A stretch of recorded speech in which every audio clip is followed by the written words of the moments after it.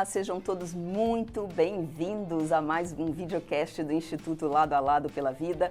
Eu sou a Guta Nascimento, sou jornalista e estou hoje aqui para mediar um bate-papo, uma conversa muito interessante sobre a saúde integral do homem, a saúde como um todo. E lembrando que a gente está no mês de novembro, e novembro é o mês da campanha Novembro Azul. A campanha Novembro Azul foi lançada pelo Instituto Lado a Lado pela Vida há 11 anos, desde 2011. O Instituto promove essa jornada de conscientização, de alerta, e são 11 anos aí de uma trajetória para falar, sobretudo, sobre o câncer de próstata. A gente vai falar hoje aqui da saúde do homem como um todo, mas a Novembro Azul sempre faz um trabalho de debater, de alertar, de conscientizar a questão do câncer de próstata, que infelizmente a gente tem números muito expressivos, são números muito tristes, muito duros de câncer de próstata no Brasil. Para ter uma ideia, nesse ano de 2022, a gente já está quase encerrando aí o ano, a gente vai fechar com um número de novos casos de aproximadamente 65.800 casos, de novos casos. Isso é um número muito alto. A estimativa de mortes por câncer de próstata, infelizmente, é muito dura também. São aproximadamente 16 mil mortes por ano aqui no Brasil. E quando a gente fala em número, a gente tem sempre que ter um olhar muito atento, porque os números parecem uma coisa fria, uma coisa distante. E números, na questão da saúde, não são números numa planilha, não são números num Excel. Números são vidas, são pessoas, são pacientes, são famílias. Quando a gente fala em 16 mil mortes, a gente está falando de 16 mil perdas. São pais, são irmãos, são maridos, são companheiros, são sobrinhos, são tios, são primos. São pessoas que morrem por uma doença que é extremamente tratável, uma doença que tem uma taxa de cura altíssima quando diagnosticada no início. Por isso que é muito importante a gente falar. E tem uma coisa sobre números que é duro, assim, é duro o que eu vou falar, mas eu acho que é importante sempre a gente lembrar. Porque quando a gente fala assim, 16 mil mortes, e a gente lembra que são pessoas, quando você pega esse número matematicamente, estatisticamente, a gente está dizendo o quê? Que um homem morre de câncer de próstata a cada 33 minutos. Então, eu sei que é duro, mas fica um alerta. Significa que enquanto a gente estiver aqui nessa mesa hoje debatendo, enquanto você está ouvindo, assistindo esse episódio, um homem vai morrer. Então, por isso que é importante fazer um trabalho, sabe, de prevenção, de conscientização. E aí eu convido você que está assistindo a gente, seja no videocast, seja através de um formato de podcast, se você achar importante, alguém que você conhece, compartilhar esse conteúdo, enviar para uma pessoa, um parente, um conhecido, um amigo de trabalho, alguém que você sente que tem uma dificuldade de fazer exames, alguém que não cuida da saúde, você acha importante fazer um alerta, fica super à vontade. Esse videocast você pode compartilhar pela página do Facebook do Instituto Lado a Lado pela Vida, você pode compartilhar pelo site, pelo link, pela URL, você pode compartilhar pelo canal do Instituto no YouTube, em formato de podcast, sabe a pessoa que vai sempre dizer, não, eu não tenho tempo, eu não consigo ouvir. Bom, em formato podcast a gente consegue ouvir aí fazendo várias atividades, tomara que até fazendo atividade física, porque isso é importante, a gente vai conversar aqui, mas esse videocast também vai ser transformado e você pode compartilhar através do formato de podcast em todas as plataformas as mais conhecidas de áudio. É bem fácil, digamos assim, né, de compartilhar esse conteúdo. Eu espero que você goste. Eu vou fazer aqui uma rodada de apresentação para vocês se familiarizarem com quem está com a gente aqui hoje para debater a saúde do homem como um todo. Então, vou fazer aqui uma rodada de apresentação, começando com o Dr. Marcos André Costa, oncologista, bem-vindo. Quem está com a gente também, Dr. Moza Suzigan, cardiologista. Obrigado. Quem está com a gente também é a nutricionista Wade Tesser. Olá, bom dia. E aqui ao meu lado, para você que está assistindo em vídeo, Dr. João Brunhar, urologista. Muito obrigada, viu, pela participação de vocês, muito obrigada pela disponibilidade, pela generosidade, por esse trabalho que vocês fazem, que vocês exercem não só como profissionais no dia a dia, mas também nessa missão, né, de troca de conhecimento, informação, enfim, Vamos começar. Vou pedir aqui uma rodada de apresentação rápida. Doutor Marcos André, começando aí, por favor. Pode falar um pouquinho sobre o seu dia a dia profissional, na sua profissão? Como é que o senhor lida com, digamos assim, os pacientes no seu dia a dia? Bom, prazer, Guta, estar aqui. Eu queria agradecer a generosidade também, né, a gentileza do convite. Um prazer estar aqui no Lado a Lado mais uma vez, compartilhando um tema tão importante que é câncer de próstata, Novembro Azul, uma campanha que vocês são líderes nacionais nesse ponto. E falando um pouco sobre o meu dia a dia, uma coisa que a gente vê é que o câncer de próstata, o paciente com câncer de próstata, ele chega em várias etapas, desde o indivíduo que não sabe e pede um rastreamento, até o indivíduo já com a doença avançada metastática. São abordagens completamente diferentes e vão de um espectro ao outro espectro, uma ponta ao outra do espectro. Você falou muito bem, o câncer de próstata hoje ele é altamente curável, detectável. Existem métodos de rastreamento, de detecção precoce. E isso que a gente vai abordar aqui nessa conversa, no decorrer da caminhada aqui. Mas eu trabalho eminentemente em consultório e hospital, no Hospital Limão Oswaldo Cruz, onde vejo desde esse paciente de uma ponta até outra ponta que precisou de uma internação. Então, a gente vai conversar bastante sobre isso. Obrigada aí pela sua participação, a gente tem muita coisa para trocar. Doutor Moser, então, como anda aí o coração dos brasileiros, o senhor que atende, como é que é o seu exercício da profissão no dia a dia? Perfeito. Então, Guta, muito obrigado pelo convite, é um prazer estar conversando com vocês. Eu acho que a informação de qualidade é o segredo para a saúde das pessoas, né? Então, isso que a gente vai fazer aqui hoje. Eu trabalho desde o serviço de check-up no Hospital Sírio-Libanês, até no consultório particular e unidade de terapia intensiva na Beneficência Portuguesa. Então, eu vejo o paciente também em todas as fases de doença, em todos os espectros. Isso é muito importante porque a gente consegue ajudar e orientar e prevenir, que o melhor remédio sempre é a prevenção. Então, é muito bom atuar em diversas frentes porque você consegue ajudar o paciente nessas diversas facetas também da doença. Então, isso é muito legal. Estamos também com a nutricionista, doutora Wade Tesser. Seja muito bem-vinda. Pode falar um pouquinho como é que a senhora atua aí no dia a dia? Obrigada, Guta. Queria agradecer também pelo convite, é uma honra estar aqui. Bom, atendo atualmente em consultório, tenho um consultório no centro de São Paulo e eu atuo muito mais com a prevenção, né? Eu tenho uma abordagem mais comportamental, de aprender a entender o alimento como um todo e o relacionamento com a alimentação e fazer isso de uma forma equilibrada e saudável, principalmente nessa fase de prevenção. Então, trazendo consciência para as pessoas da importância de como prevenir câncer e outras doenças crônicas é muito mais esperto e fácil do que remediar depois quando a gente tem. Então, eu tenho um foco maior, através do comportamento alimentar, de atuar na prevenção. Fantástico. A gente vai falar muito sobre prevenção, porque a ideia é que a doutora Wade trabalhe mais e o doutor Marcos trabalhe menos, não é isso? É um pouco essa lógica aqui, né?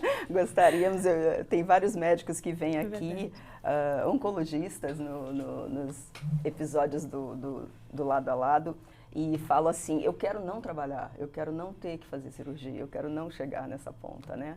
Mas vamos lá, continuando aqui nossa rodada de apresentação, quem também está com a gente, muito obrigada, é o urologista, Dr. João.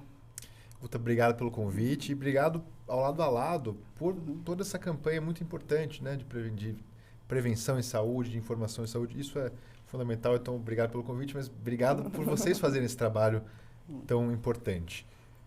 A minha rotina também tem várias coisas diferentes que eu atuo. Então, eu atuo como urologista no Hospital Albert Einstein, tanto no consultório privado quanto no hospital como particular. Sim. Também atuo como docente da residência do Einstein, vinculado aos hospitais do SUS. Então, também a gente vê essa outra realidade do paciente do SUS. Eu também sou cofundador de uma health tech de saúde masculina, que é a Homens CH, Homens com O, que é uma health tech que atua na saúde masculina no território nacional inteiro, 100% digital. Então, também é uma outra realidade totalmente diferente que a gente tem de conseguir chegar em todos os territórios do Brasil. Então, são várias frentes diferentes, sempre focado na saúde do homem. O urologista também trabalha com público feminino, por algumas coisas, rim, pedra no rim, etc. Tal, mas grande parte do nosso trabalho é na saúde do homem. Sim, fantástico. A gente vai falar um pouquinho sobre Health Tech, que é muito interessante, né? essa escala que o digital traz é fantástica. Então vamos começar aqui o nosso bate-papo, a nossa conversa, começando, doutor Marcos, pedir para o senhor explicar um pouquinho assim, o câncer, vamos começar pelo câncer de próstata. A próstata, o que ela é exatamente? A ligação dela com todo o organismo masculino, o câncer quando atua ali, o que acontece? O senhor pode falar um pouquinho para a gente, assim, explicar para quem está nos assistindo o que é efetivamente ter um câncer na próstata? Perfeitamente. Câncer de próstata, a próstata em si, ela é uma glândula situada no aparelho reprodutor masculino, é um órgão pélvico, tem uma função, exerce algumas funções, dentre elas aí uma questão de regulação, de produção também, como um dos componentes de sêmen, tem uma função hormonal, ela é altamente regulada e sensível aos hormônios masculinos. Então, tanto que uma das estratégias que a gente usa de controle de próstata grande ou até do câncer de próstata é a manipulação hormonal, a hormonioterapia. De uma forma geral, o câncer de próstata, ele pode se apresentar de várias formas, desde a forma assintomática até a forma bastante sintomática, já com doença localizada, localmente avançada ou à distância. É o pior cenário, a doença à distância. Em torno de 15% dos pacientes já abrem um quadro com doença à distância. Esse é o pior cenário. Só que câncer de próstata tem uma particularidade, que mesmo na doença avançada, ela pode ser bem controlada e o paciente viver por muitos anos. As modalidades terapêuticas são múltiplas. E a gente tem hoje um arsenal, posso dizer assim, um arsenal de medicações, estratégias, desde estratégias de manipulação hormonal até drogas, passando inclusive por medicina nuclear, radioisótopos que têm sido incorporados no tratamento oncológico. Então, esse é o pior cenário, é a ponta extrema. Uma parte desses pacientes acaba internando, como eu falei na minha primeira passagem. E a gente consegue, nos doentes localmente avançados, manipular aquela doença grande, que começa a fazer retenção urinária, começa a gerar dor, urgência miccional, acordar várias vezes à noite, que tem que ser diferenciado da hiperplasia benigna prostática, que o João pode também nos ajudar até nessa explicação depois. Sim.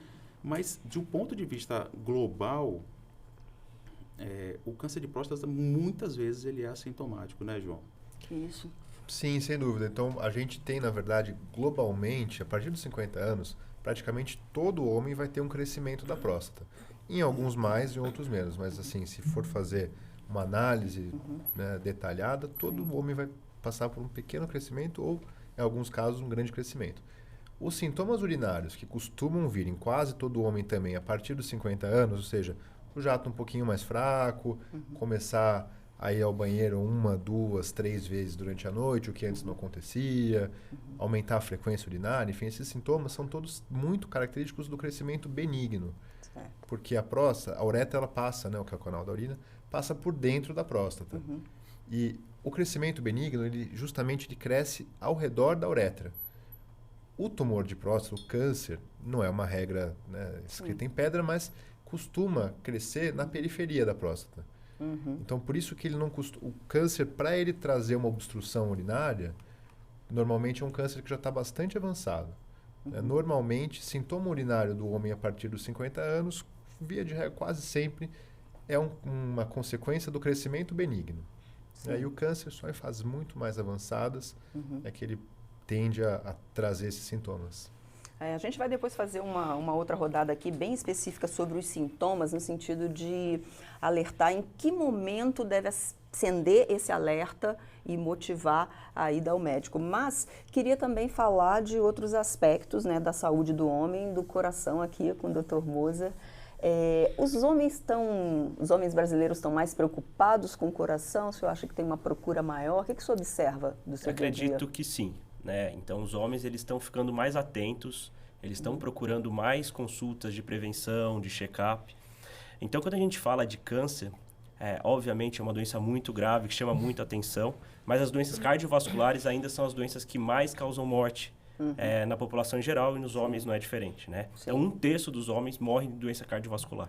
1/3? 1/3. Ou seja, em cada 3 homens, 1 morre do coração. Quando eu falo de doença cardiovascular, então, são doenças do coração, então infarto, arritmia, insuficiência cardíaca e AVC. Né? Só que o câncer, quando a gente fala o paciente está com câncer, acaba sendo mais impactante do que falar que o paciente está com uma insuficiência cardíaca, por exemplo.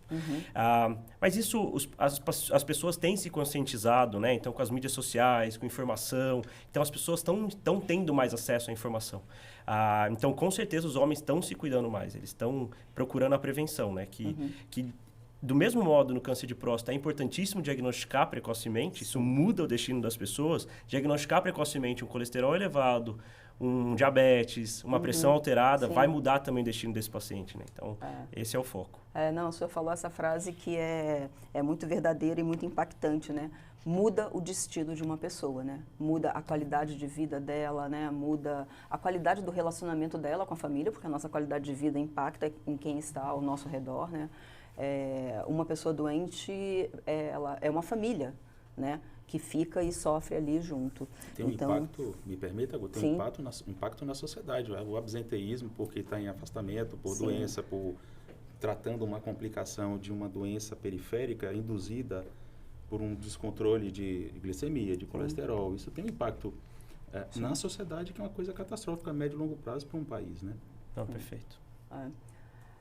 Doutora, eu queria perguntar para você uma coisa em relação à prevenção do homem. O que quando é um paciente masculino, o que é importante do ponto de vista de nutrição um homem prestar atenção na sua saúde? Bom, com relação à alimentação, falando de prevenção, é sempre importante a gente pensar em equilíbrio, né? Então, homens, em grande maioria, têm um consumo maior de álcool do que as mulheres. Isso também impacta bastante em no desenvolvimento de doenças crônicas e de câncer também. Consumo de ultraprocessados, carne. Tudo isso são alimentos, produtos alimentícios que, em excesso e no longo prazo, eles podem ser prejudiciais para a saúde. Eu não gosto de falar que alguma coisa é proibida, que a gente tem que parar de comer, mas a gente precisa ter um pouco mais de equilíbrio, né? Evitar o consumo de ultraprocessados, né? Não torná-los a base da nossa alimentação, consumir mais frutas, legumes, verduras, alimentos integrais, cuidado com produtos com muitos agroquímicos, não é necessariamente a ver com nutrição, mas tem tudo a ver com a prevenção, que é praticar atividade física, controlar fumo. Todo esse estilo de vida, ele tem muito mais impacto na saúde do que um alimento específico ou um alimento proibido, né? Então, a gente vê, por exemplo, o licopeno, que é um composto bioativo presente no tomate processado, que está muito já estabelecido, que tem uma atuação importante no câncer de próstata, mas não adianta o cara se entupir de tomate, de suco de tomate e beber 3 litros de cerveja em seguida, né? Então, a gente precisa ter... eu falo muito no consultório que o símbolo da nutrição é uma balança e não tem a ver com peso, tem a ver com equilíbrio. A gente precisa saber dosar ali, né? A diferença do veneno e do remédio está na dose. E aí, com a alimentação, acho que isso é muito importante. Perfeito. A gente vai falar também um pouquinho mais sobre isso, porque o equilíbrio é emocional, né? Sim. Claro que, acho que no dia a dia profissional de vocês, chegam muitos pacientes que realmente não têm informação, né? Aí é uma falta de informação. Mas tem muita gente que tem acesso à informação, que sabe que o excesso faz mal.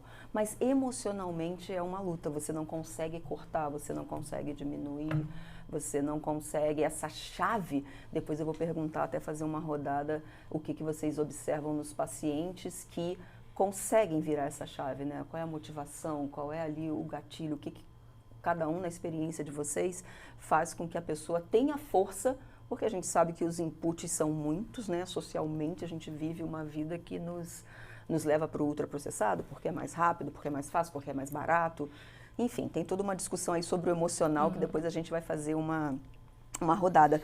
Mas, falando, doutor João Brunhara, queria perguntar um pouco sobre emocional na questão dos sintomas, né? O senhor estava falando na sua fala anterior sobre essa questão de ser natural que, com o passar da idade, a frequência de ir ao banheiro aumente. Em que momento o senhor, como urologista, acha que deve acender um alerta e procurar um médico? Porque a gente sabe que tem pessoas que são extremamente preocupadas com a saúde, né? As pessoas que são impactadas, que eu brinco pelo Dr. Google, que dá um Google e acha que está à beira da morte, né? E tem pessoas que são negligentes. Porque emocionalmente, muitas vezes, não querem ver o problema, né? Não querem se preocupar e elas não têm atenção. Em que momento na sua prática ali, cotidiano do exercício, o senhor acha que é o momento de quem está nos ouvindo acender um alerta e procurar um urologista? Na verdade, eu vou responder isso por 2 caminhos. Por porque favor. todo homem, a partir dos 50 anos, ou aqueles que têm histórico familiar ou são afrodescendentes, já tem indicação de ir uma vez ao ano ao urologista para fazer os exames de rastreamento com PSA e toque retal. Então, um caminho de responder é que, na verdade, não precisa esperar ter algum problema, Sim. porque todo homem já deveria, né? Isso. Assim, a gente indica fazer isso. Então, tendo uma consulta anual com o urologista e sabendo que esse crescimento da próstata é uma coisa gradual, mais lenta, Sim. dessa forma, o homem vai estar bem assistido. Sim. Né? Agora, é importante falar que, assim, quando a parte urinária estiver atrapalhando, é hora de procurar. Porque é muito comum um homem ir piorando o padrão miccional, né, o padrão urinário, e se resignando. Então, obviamente, é muito ruim acordar 3 vezes durante a noite para urinar. E às vezes a gente tem pacientes, seja no SUS, seja no privado. Eu tenho paciente que é médico e que foi levando e só me procurou quando eu estava urinando 3 vezes por noite há tempos. Quer dizer, é uma resignação, né? Sim. De piorar a qualidade de vida, de ter que ficar indo no banheiro toda hora, ter um jato fraco, ter incômodo com isso, né? Ter o sono prejudicado, enfim, o que impacta depois, inclusive na saúde cardiovascular, em várias outras coisas, saúde hormonal, né? Então, assim, se o padrão urinário não estiver legal, se estiver sentindo que não está bom, com certeza é hora de procurar o urologista e sabendo que tem como melhorar, porque às vezes a pessoa não procura, ou que está resignada, ou porque não sabe que tem solução, né? Então, o principal é a qualidade de vida, né? Viu que a coisa está começando a atrapalhar. Incomodou, é melhor, hora de procurar o checar. urologista. E o senhor citou também a questão da regularidade a ser uma prática para as pessoas afrodescendentes, né? Já tem estudos que mostram por que a população negra os homens têm mais chance de ter câncer de próstata? É uma questão de ter mais chance? Qual é a relação? É uma questão de ter uma probabilidade maior e de ter doença mais agressiva entre os afrodescendentes. Essas já foram feitas diversas pesquisas, inclusive isolando por fatores sociais, porque às vezes tem uma variável de confusão, né, de onde a pessoa mora, o tipo de acesso que ela tem à saúde e tal, mas mesmo controlando para todas essas variáveis, sabe-se que indivíduos afrodescendentes, eles têm um risco maior de ter a doença e um risco mais elevado da doença ter maior agressividade. Certo.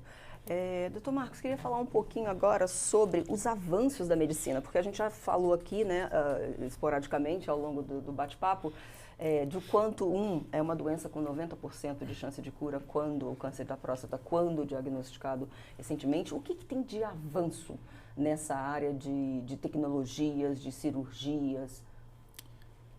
Vamos lá. Dá para dividir em três espectros essa resposta. Desmembrar em 3 essa resposta. Desde o diagnóstico, então a gente tem hoje o PET-PSMA, que não precisa quem está nos ouvindo gravar esses nomes, mas é para saber que no diagnóstico, esse é como se fosse um PET, mas um PET dirigido especificamente para células prostáticas, para um fator da célula. Então, isso a gente consegue detectar com uma fidedignidade muito alta se a doença está localizada na próstata ou se já fez algum desmembramento para outro local. Infelizmente, isso é comum, tá? E isso é importante porque isso muda a conduta. Se você está considerando um paciente para cirurgia e uma doença maior, localmente avançado, é interessante ter esse exame, porque se detectar um linfonodo reto-peritoneal, isso muda a conduta. A gente está mais falando de uma doença localizada na próstata. Então, esse é um campo. O outro campo é do tratamento ligado à doença avançada. E aí pode ser localmente avançada ou avançada à distância. O localmente avançado hoje tem técnicas de radioterapia muito interessantes. A radioterapia evoluiu bastante. Antes, para irradiar, essa caneca se irradiava, se respingava na sala inteira. Hoje é possível fazer um contorno específico com o físico do lado e se fazer técnicas com muito baixa toxicidade, lembrando que tem bexiga, tem reto, tem estruturas pélvicas importantes ali que uma retite, uma cistite não são bem-vindas aqui.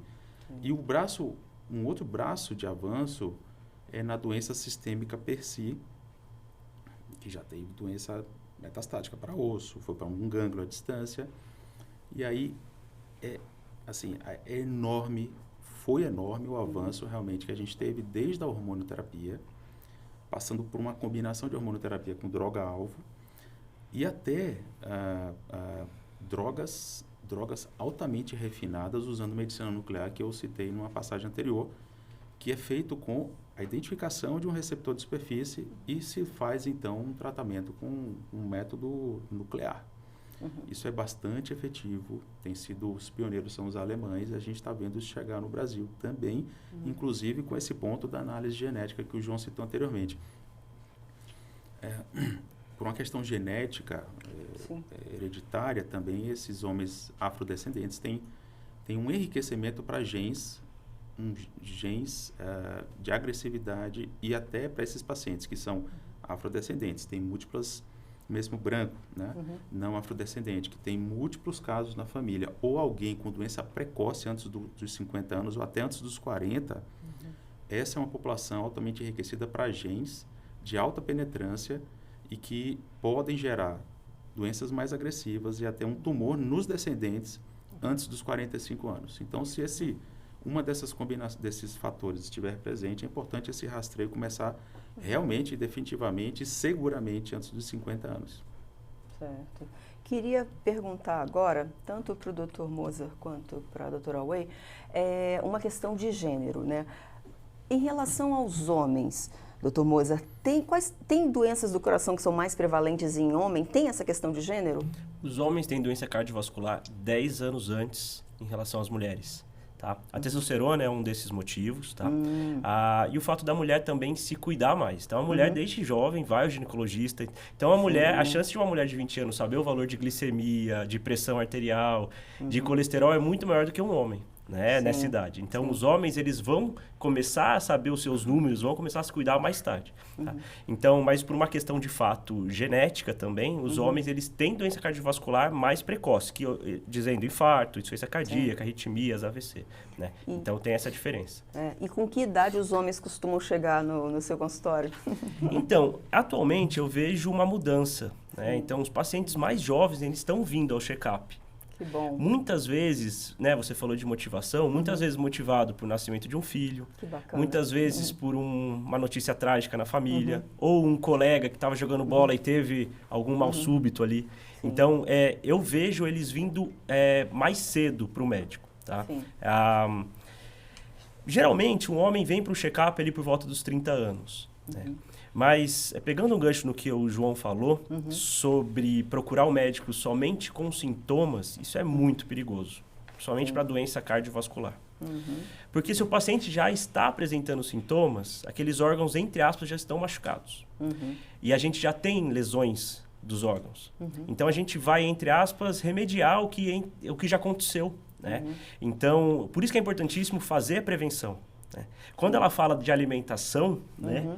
Toda alimentação que ela promove aqui para prevenção de doença cardiovascular é muito semelhante para a prevenção de doenças oncológicas. Então, o que a gente vai fazer do ponto de vista de saúde para prevenir doença do coração e doença cerebral, cerebrovascular, a gente vai fazer para prevenir doenças oncológicas. São as duas principais causas de morte. Né? Você me permite? Claro, por favor. A WADE é uma peça fundamental nessa engrenagem, tanto da prevenção quanto na caminhada de quem já tem um diagnóstico de câncer. Tanto que existe uma estatística muitíssimo interessante. Indivíduos que têm um hábito alimentar riquíssimo em fermentados, em enlatados, carne vermelha. Isso soma aproximadamente 15% dos pacientes que têm câncer de intestino. Não é nosso tópico aqui, mas até 15% você vê que tem um impacto. E para quem tem câncer já, existe um estudo belíssimo, inclusive com tradução clínica, mostrando que o tipo de flora intestinal impacta em maior ou menor resposta à imunoterapia. Que está na crista da onda da imunoterapia. Então, a parte nutricional evita ou retarda ou, né, ter esse impacto positivo, e quem tem já um diagnóstico, o impacto tem maior ou menor resposta. Esse é um campo da microbiota intestinal que, tipo, de repente, a Wade quiser depois aprofundar sobre isso, mas é um campo belíssimo. Sim. Doutora Wade, queria perguntar, tem alguma questão de gênero? É correto dizer, estou perguntando, não estou afirmando, mas que o homem se alimenta de forma mais inadequada do que as mulheres? Olha, tem dados da última Vigitel, que é um levantamento brasileiro, que mostra que os homens, eles consomem menos frutas, legumes e verduras, eles consomem mais bebidas alcoólicas, consomem mais ultraprocessados e refrigerantes do que as mulheres. Então, eu tenho um recorte um pouco do meu público, né? Eu tenho um público majoritariamente de pessoas vegetarianas, e acaba, dentro do consultório, não sendo uma realidade que eu vejo tanto, né? O público vegetariano é um público que tem um pouco mais de preocupação já com a alimentação, com o meio ambiente, é um outro recorte. Mas, vendo dados brasileiros, é possível afirmar, sim, que os homens, eles comem um pouquinho pior. E, empiricamente, assim, na sua experiência de nutricionista geral, por que os homens comem menos verduras e legumes? Sim, seu feeling sobre isso. Olha, eu acho que tem até uma questão cultural e social, né? As mulheres, elas são mais cobradas por corpo, por envelhecimento, e elas acabam se preocupando mais com a saúde, com o emagrecimento, e elas se cuidam mais, né? Que nem o Dr. Moser estava falando, e é verdade, né? As mulheres, desde o início da vida reprodutiva, consultam um ginecologista e fazem check-up, elas são muito mais preocupadas porque eu acho que tem uma cobrança social muito maior. Os homens são né? Sim. Não precisa.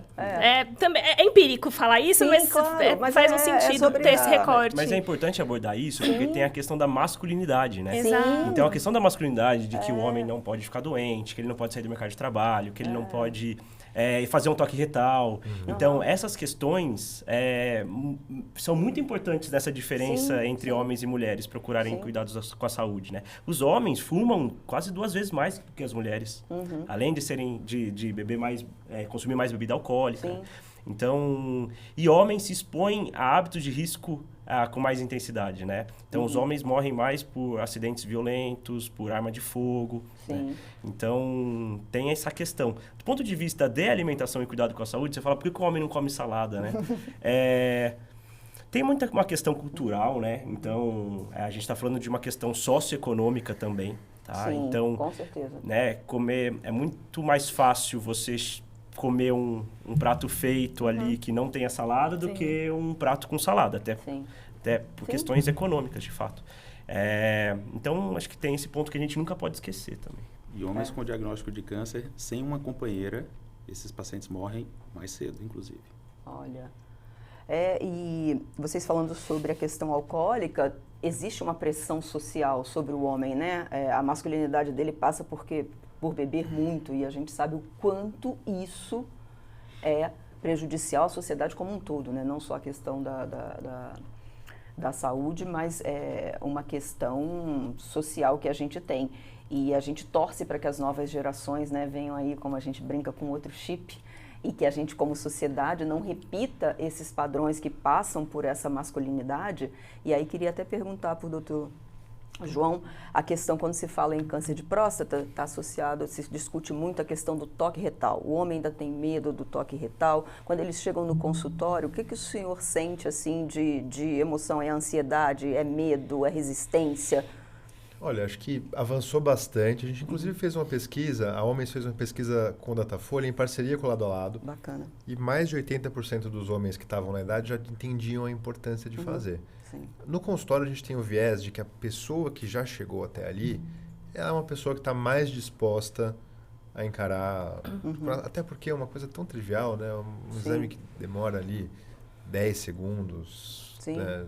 Enfim, é uma coisa super trivial, né? Sim, sim. Não precisaria ser, né, uma coisa, um tabu, né? Um tabu, Então, a gente tem, na verdade, tido, né, uma disseminação da informação de que o toque retal é importante, de que ele não é nenhum fim de mundo, né? Que é uma coisa natural, enfim. Sim. Então, a gente tem tido... exame como outro qualquer, Exato, exato. E a gente fala, por exemplo, se a pessoa tiver com hemorroida, ela vai ter que fazer algum tipo de exame para ver o que está acontecendo. Sim. qualquer pessoa que faz colonoscopia, antes da colonoscopia tem que fazer um toque retal, ou seja, não é só da próstata, é da saúde como um todo e faz parte do nosso corpo, ou seja, não tem nenhuma conotação sexual, enfim, uma coisa tão trivial que a gente até...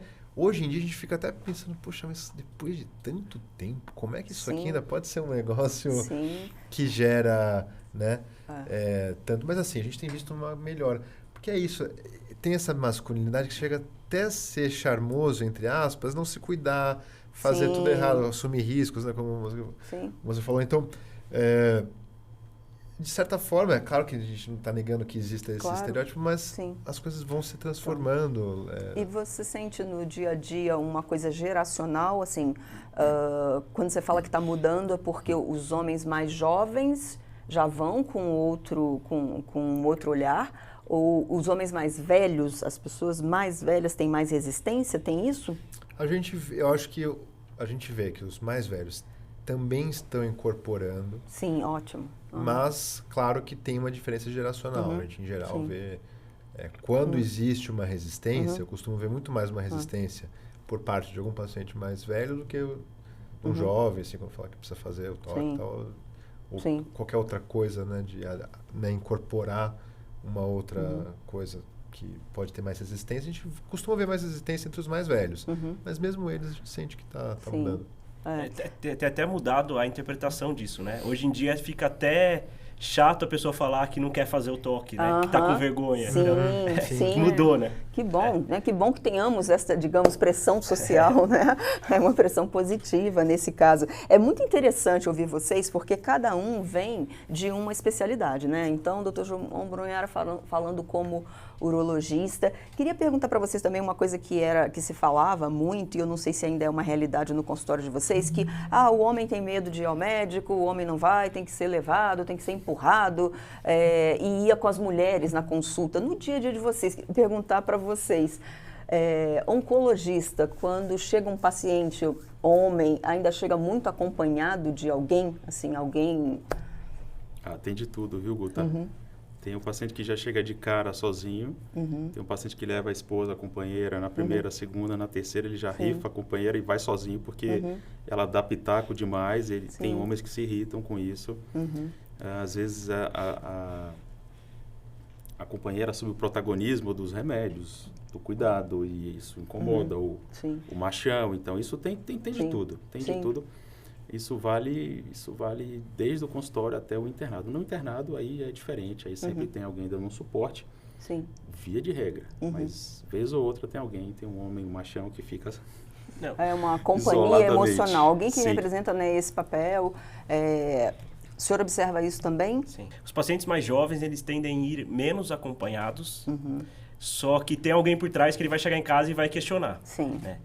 Os homens mais velhos, por essa questão, eles tendem a ir mais acompanhados, de fato. Sim. E a companheira, ou o companheiro, no caso, eles tomam frente da consulta muitas vezes, porque o homem, ele tem a vergonha de falar ali que ele não está se cuidando também. E muitas vezes ajuda a gente, né? Porque você fica sabendo de um alcoolismo, você fica sabendo de um tabagismo, de um mau controle da pressão. Então, às vezes acaba ajudando até. E outras coisas também, né? Porque elas são bem sinceras. Entregam situações, falam de hábitos perniciosos, entregam hábitos que às vezes vão contra o tratamento, não remam contra o tratamento. Câncer de pulmão que chega, a esposa relatando que ele está fumando ainda, fazendo radioterapia. Então, esse tipo de coisa E facilita a exposição de questões emocionais também, né? Totalmente. Que o homem tende a não falar disso. Não fala que está deprimido, que deixou de jogar bola, que não quer mais fazer qualquer coisa, enfim. E é um fator de risco, claro. Né? Sim. O que você observa nos consultórios de nutrição? Eu tenho uma experiência inversa, assim. Geralmente os homens, eles vêm sozinhos. E eu vejo, na verdade, quando eles vêm acompanhados, eles vêm porque eles foram arrastados, né? Ai, minha mulher marcou, minha mulher me fez isso aqui. Eu atendi um casal recentemente que tá em FIV, em processo de FIV. E aí, eu marquei pro meu marido porque a gente precisa. E aí o cara tava 100% nem aí pro tratamento. Ele não queria estar ali, ele não tava comprometido. Então, o que eu percebo quando eles vêm acompanhados, eles vêm porque porque foram arrastados. E eles não voltam. Não voltam porque eles não queriam estar ali, eles não estão nem um pouco comprometidos. Mas quando eles vêm sozinhos, que é a maioria dos meus pacientes homens, eles vêm comprometidos, eles cozinham, eles fazem a compra, eles... Então, eu tenho uma experiência um pouco inversa, mas porque é isso, assim, é muito mais difícil. Eu tenho poucos pacientes homens, né? A maioria dos meus pacientes são mulheres, mas os homens que vêm, eles já vêm com uma consciência, eles procuram nutricionista, né? Porque é isso, o homem ele vai mais quando ele tem sintoma, né? Então, para ele procurar uma prevenção, ele já vem com uma consciência diferente, tá mais disposto. E aí é um público que eu sinto um pouco diferente, assim. Tem algum dado de que existe mais mulheres vegetarianas do que homens? Tem. Agora, os dados sobre vegetarianismo estão crescendo, né? Então, o público está aumentando, está mudando um pouco, está chegando mais perto, mas as mulheres ainda são mais vegetarianas. Eu pergunto isso justamente porque é muito claro na cardiologia que o paciente vegetariano, ele tem menos doença cardiovascular. Sim. E tem menos câncer? Você tem visto? Você tem alguma estatística sobre isso? Tem também, tem. Olha, muito interessante, né? Por isso que eu brinquei no começo. Doutora Whey tem que trabalhar mais, não que você não o faça, não é isso, né? Não, mas é isso, né? A gente quer mais atuação na prevenção, né? Eu digo assim, a atuação que eu digo dos pacientes, né?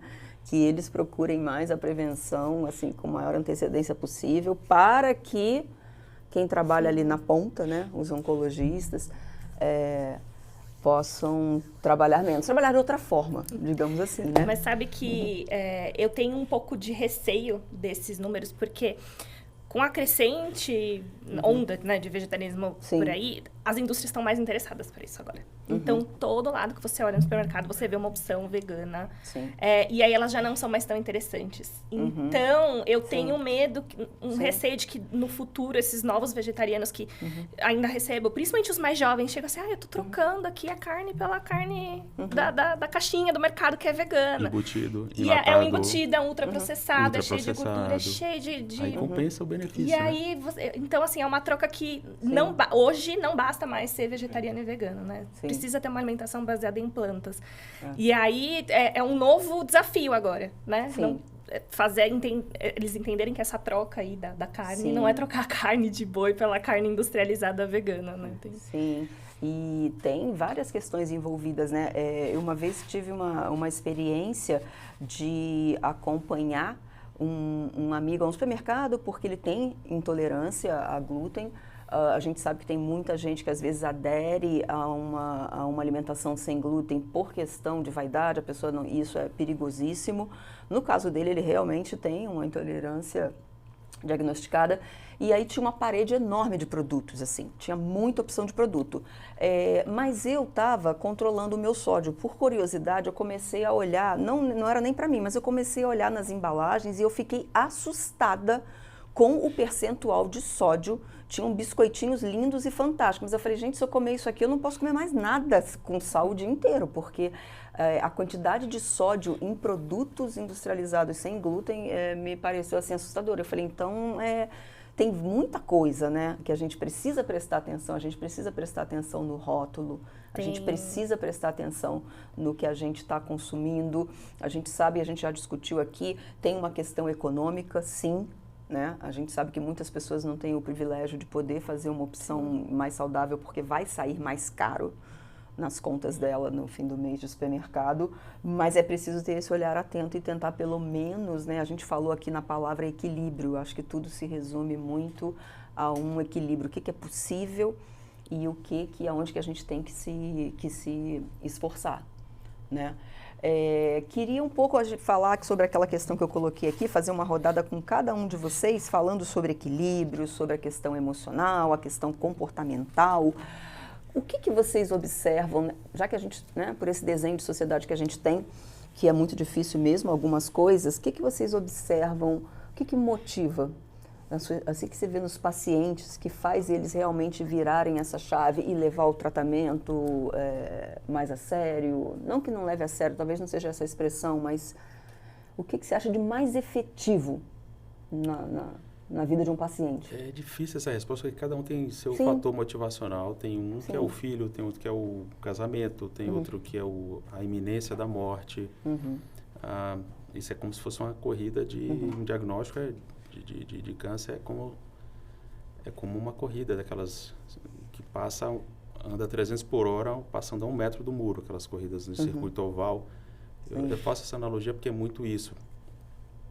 Para alguns pacientes, um diagnóstico é algo muito pesado. Tem pacientes que lidam muito mal com isso. Do ponto de vista emocional, familiar, a família adoece junto, então ver a família adoecer junto é um gatilho. Sim. O outro é perder uma funcionalidade, o outro é o risco de morrer. Então, são múltiplas as motivações, mas aí a gente vai tentando ajudar nessa caminhada desses pacientes, né? Sim. Do ponto de vista da cardiologia, é muito semelhante, né? Que são doenças graves também, como o câncer. Então, como eu falei, o paciente geralmente que vai virar pai, casou, ou teve alguma situação trágica na família. Então, é muito difícil ver um paciente que fuma, sendo que ele teve um pai que faleceu de câncer de pulmão pelo tabagismo. Sim. Né? Então,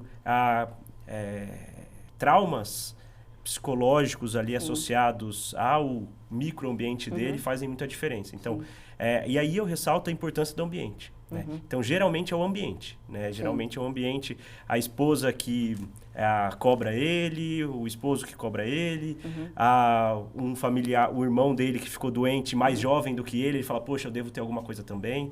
Então, geralmente, da minha parte, que eu vejo procurar para check-up, é um paciente que teve um gatilho emocional muito grande de algum ente querido ou de algum conhecido. Mas tem um estudo muito legal, até do lado a lado, pela vida, que 60% dos homens só procuram o médico se eles tiverem sintomas insuportáveis. De dor, né? Assim.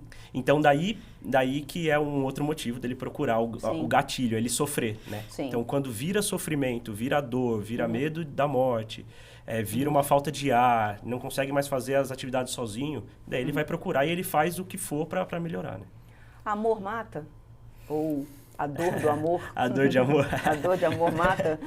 Tem a síndrome do coração partido, já ouviu falar, né? Que é a síndrome de Takotsubo, mas por favor, fala um pouco sobre isso. Então, o que é a síndrome de Takotsubo, né? O paciente que ele tem alguma situação emocional muito intensa, então participa de um acidente muito grave, presencia alguma coisa muito ruim, uma morte na frente dele, então aquilo ali dá uma descarga de catecolaminas, que são hormônios, por exemplo, muita adrenalina, o coração ele responde contraindo as artérias, atrapalhando o batimento cardíaco, isso faz com que menos sangue flua pelo coração e ele tem ali uns sintomas muito, muito semelhantes ao infarto. Então, o paciente chega no pronto-socorro, a gente não consegue discernir entre o infarto só com a história clínica. Então, essa é a síndrome do coração partido. Sim, obrigada por falar sobre isso, doutora Way. Bom, eu acho que essa parte do medo também vem bastante. Então, assim, fiz um exame e deu esse problema aqui. Ou desempenho, né? Do tipo, quero me alimentar melhor porque eu quero né, ter uma vida melhor. Como eu falei, é mais raro eu receber homens no consultório para prevenção, mas quando eles vêm com um pouco mais de consciência. Ou vem porque a esposa mandou, ou porque deu muito ruim em algum exame. Então, assim, olha, eu tô com osteopenia aqui já e eu tenho 30 e poucos anos. Então, veio o resultado lá do exame, deu uma assustada e falou, opa, preciso ir... E quando a gente fala das mulheres, na verdade, as mulheres como um fator de motivação, a gente está reproduzindo um padrão social, porque a gente sabe que temos muitos casais homoafetivos na nossa sociedade, né? Então, a gente está falando de uma figura companheira, uma figura que tem uma ligação emocional e é que traz essa motivação, né? Doutor João, o que o senhor observa no seu dia a dia profissional em relação... A prática do urologista, ela é muito interessante, porque a gente pega uma diversidade de doenças muito grande. Então...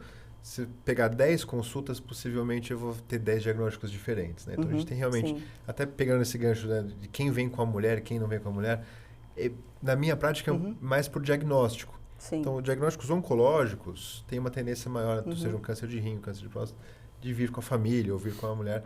E queixas de fertilidade também. Então, aquele casal que está tentando engravidar e não está conseguindo, muitas vezes vem...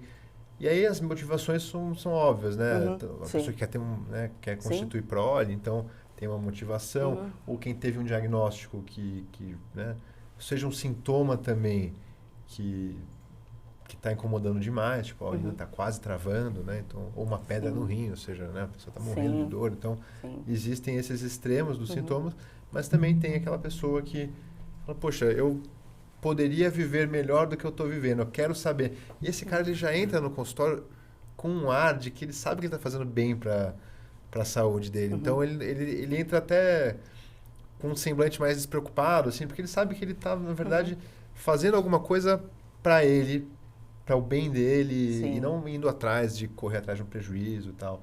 Né? Então, é muito legal nesses casos que a gente pegar alguém motivado, isso é fantástico. Nossa, olha, essa conversa é interessantíssima, assim, é muito rico ouvir cada um de vocês, né? Vem de uma área, de uma prática, de um debate, de uma perspectiva. A gente vai encaminhando aqui, infelizmente está acabando aqui o nosso episódio, mas gostaria de fazer uma rodada final, pedindo para vocês uma consideração final. Fiquem à vontade, um alerta, uma mensagem, alguma coisa de relevante que vocês achem que seja importante ressaltar nesse Novembro Azul. Primeiramente, queria agradecer mais uma vez a gentileza do convite. Agradecer sua moderação, Guta, sempre brilhante aí nessa condução como jornalista, super conceituada e com uma história aí bonita também. E a mensagem que eu deixo é: os homens se cuidem, né? Se cuidem, porque é um tumor altamente curável, mais de 90% de chance de cura, uma vez detectado precocemente. Quanto mais avançada a doença, mais modalidades terapêuticas vão sendo adicionadas, consequentemente maior a morbidade. E para aqueles que, infelizmente, a doença tratou e a doença recidivou, para manter a calma, manter uma estrutura familiar coesa e traçar um plano de médio e longo prazo. Não é 100 metros rasos, é uma maratona.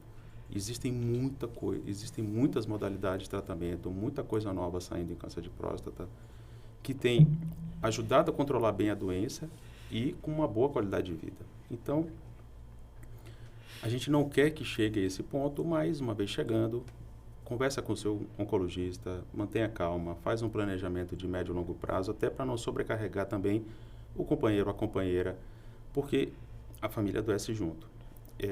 E também, como mensagem final, eu tenho um conjunto de mídias sociais que ajudam a trazer essas informações sobre oncologia e câncer, e a gente está vivendo verdadeiramente uma transformação. Uma transformação na oncologia nos últimos 15 anos. O que se fazia antes é totalmente diferente do que se faz hoje, com a entrada dessas hormônios, terapias novas, drogas-alvo e imunoterapia. Então, se chama Oncopédia, tem no Instagram, no YouTube. Fantástico, Oncopédia. No Twitter. Tem bastante informação, tem um conteúdo bastante vasto aí de informações para quem quer ficar mais a par desse universo da oncologia. E agradecer mais uma vez a presença aqui e a parceria dos colegas debatedores. Obrigado, Guta. Obrigada. Dr. Moza, suas considerações finais. Bom, meu recado vai para conheça os seus números, conheça a sua saúde. No sentido de saiba a sua pressão arterial, saiba os seus valores de colesterol, saiba a sua glicemia, saiba se você não tem alguma alteração no exame de próstata, né? Se conheça. E sintomas devem ser investigados, né? O Google é excelente, a gente está falando de fonte de informação, é excelente, Instagram, YouTube, é ótimo. Mas se você tem sintomas, procure um médico para você entender o que você tem, tá? Pode não ser absolutamente nada, mas pode ser uma mudança de um futuro, né? Então, conheça os seus números, isso é essencial. E alimentação balanceada, atividade física, dormir bem, cuidar da saúde mental e evitar excesso de tóxicos, né? Como cigarro, bebida alcoólica, tá? Eu também vou fazer o meu merchan aqui das minhas redes sociais. Por favor, não. Eu tenho um canal no YouTube que chama O Seu Cardiologista. Fantástico. Então, eu falo de saúde também para leigos, tá? Meu objetivo é levar informação de qualidade para que as pessoas possam viver melhor mesmo, né? Para viver, não só viver mais, acho que tem que viver melhor, né? Com mais qualidade. Também tem uma página no Instagram que chama Dr.Moser-Suzigan. Então, mandem perguntas, interajam, se inscrevam. Ativa o sininho, deixa o seu like. Aqui no lado a lado joinha, também. Aqui também, no nosso videocast. Muito obrigada. Obrigado pelo convite mais uma vez. Muito obrigada, doutora Way. Bom, eu queria falar aquilo que a gente veio conversando, né? A prevenção é sempre nosso maior aliado, é o melhor caminho que a gente pode tomar. E a alimentação, ela é uma base muito importante da prevenção de qualquer doença crônica, né? Não só Sim. do câncer. Mas assim, a gente come. A gente nasceu praticamente mamando e a gente espera que consigamos comer até o fim da vida, né? É muito triste quando a gente vê paciente que precisa passar uma sonda, uma parenteral. Então, a gente precisa aprender a se relacionar com a comida e realmente praticar esse equilíbrio. Também eu falo muito sobre isso no meu Instagram, que é @wade.nutri, ALWEYD. É difícil de escrever, mas é fácil de achar porque só tem eu com esse nome no Instagram. Pode falar novamente. ALWEYD. Ok. .nutri. Porque é isso, a gente precisa descomplicar, a gente precisa parar de ter medo de comer, né? Comida não é um vilão. E quando a gente consegue achar esse hábito, tornar a alimentação saudável um hábito, a gente não precisa de nenhum alimento milagroso e nem por culpa no coitado do glúten. Sim. Então é isso, assim, acho que a gente precisa aprender como comer dentro do nosso contexto social, do nosso contexto econômico, do nosso contexto de saúde e parar de ter medo. Sim. É fantástico, porque tanto você quanto o Dr. Mozart falaram sobre essa questão do hábito, né? O Dr. Mozart falou uma coisa muito importante sobre dormir. Nós somos uma geração, quando eu falo uma geração, é todos nós que estamos vivos ao mesmo tempo, agora aqui, nesse planeta. Nós estamos vivendo uma epidemia de sono... Qual é o nome técnico que se dá? Sono de má qualidade. Sono de má qualidade. Sono de má qualidade, privação de sono. E a gente não tem ideia do quanto isso impacta a nossa saúde. Muito. Né? Então, entre outras coisas, a gente pode ter problemas cardiovasculares por estar dormindo absoluta. menos. E câncer também. E câncer. Bom, enfim, vamos aqui, né? Dá para fazer só um programa sobre isso, mas muita atenção ao sono como fator de prevenção. E então, para encerrar aqui essa rodada, Dr. João Bunhara, queria que falasse um pouquinho sobre a Health Tech, né? O que é esse conceito, a importância disso no digital e as suas considerações finais como um todo. Então, a gente, depois que começou a pandemia, passou a ser permitida a teleconsulta no Brasil, que até então não era nem permitida por lei, não era uma realidade. E isso mudou realmente o paradigma, porque a gente tem um deserto médico, que a gente chama no Brasil. Tem estados inteiros com uma quantidade muito pequena de especialistas. A gente tem regiões dentro dos estados ou nas periferias em que... Como chama o termo que o senhor falou? Deserto médico. Deserto médico. Em português não se usa tanto isso, mas em outras línguas se usa mais uma tradução do que é deserto médico. Ou seja, você precisa de um cardiologista, de um onco, de um...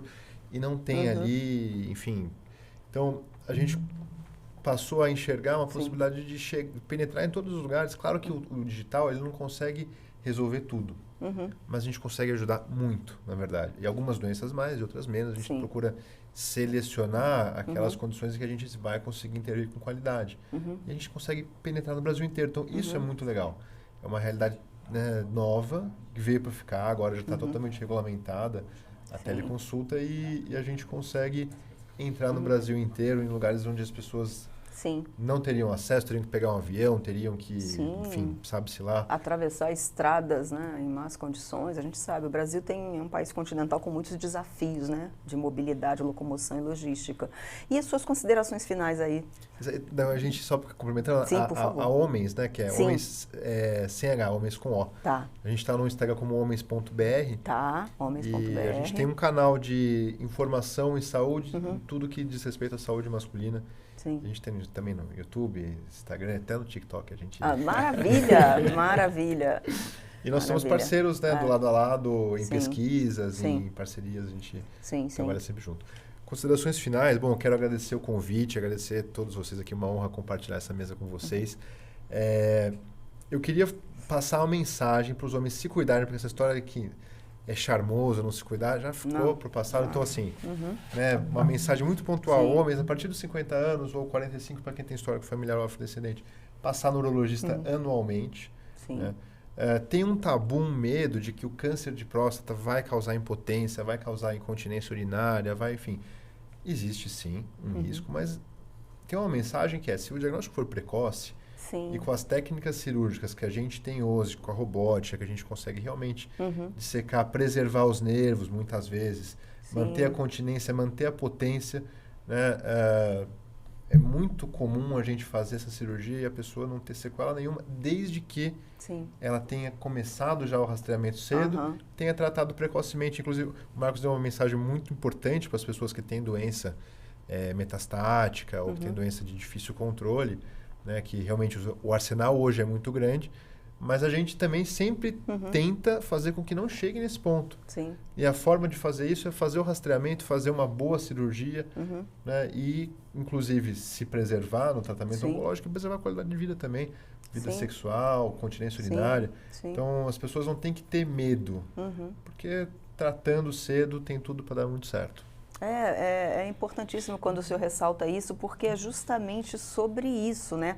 As pessoas têm muito medo, os homens têm muito medo da questão da impotência, da incontinência urinária, quando, na verdade, quanto mais cedo for diagnosticado, menos risco você tem de ter, né, alguma coisa nesse sentido. Então, é o contrário, é para correr para fazer o exame e não ficar negando, pensando, não é nada. A gente nega emocionalmente, né? A gente, às vezes, está com os sintomas de alguma coisa e a gente não quer nem pensar naquilo, inconscientemente a gente se boicota. E quando, na verdade, é uma doença que é, nossa, perfeitamente possível, né, de você ter, depois seguir sua vida com uma qualidade de vida excelente.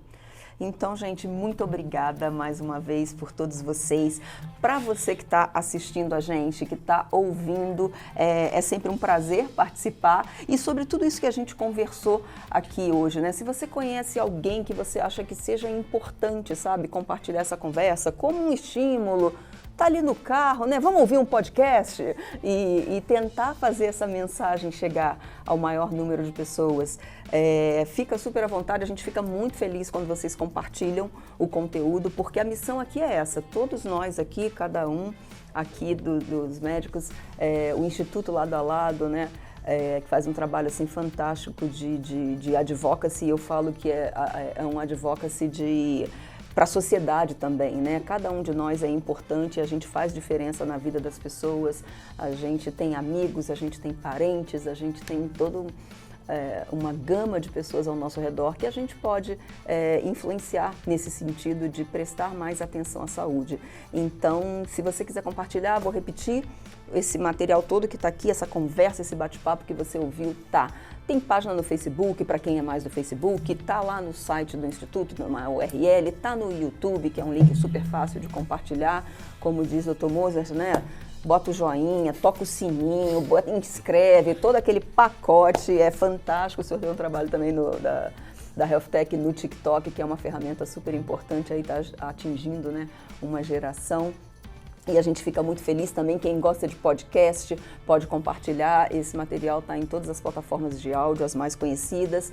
Então, muito obrigada aí por ser um parceiro, um ouvinte parceiro que vai ajudar a contribuir para o Lado a Lado, essa rodada aqui, essa conversa, chegar a mais pessoas. Muito obrigada e até a próxima.